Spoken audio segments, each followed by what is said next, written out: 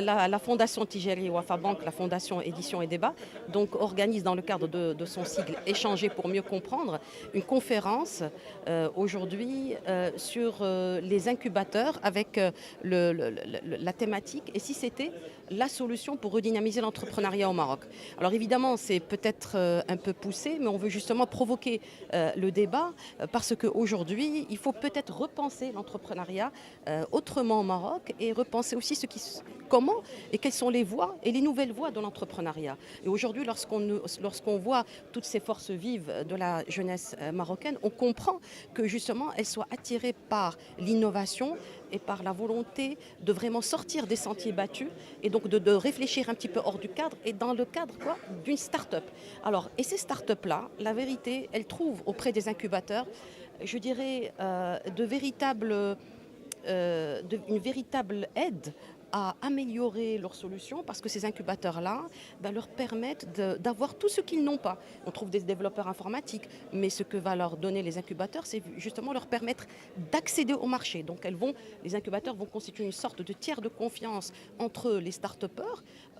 les développeurs et puis les grandes entreprises, les grandes corporates, et donc leur permettre d'abord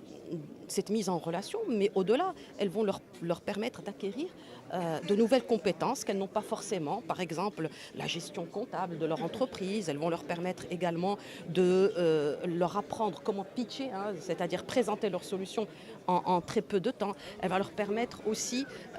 d'avoir des accès, oui, voilà, des compétences marketing, et puis de pouvoir aussi co-construire leurs solutions avec les entreprises, donc leur permettre d'avoir des références. Pour les entreprises qui font appel donc aux startups,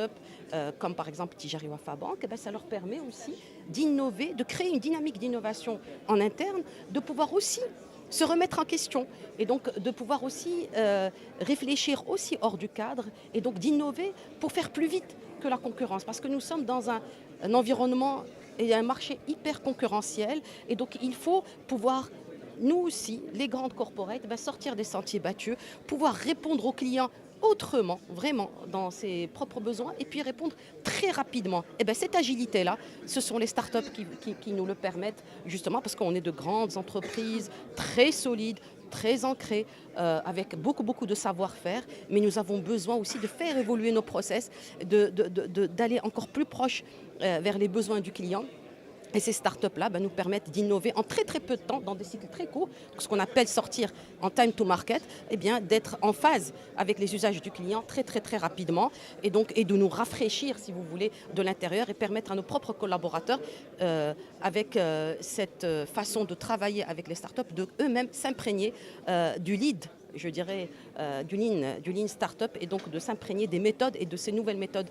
d'agilité et d'innovation.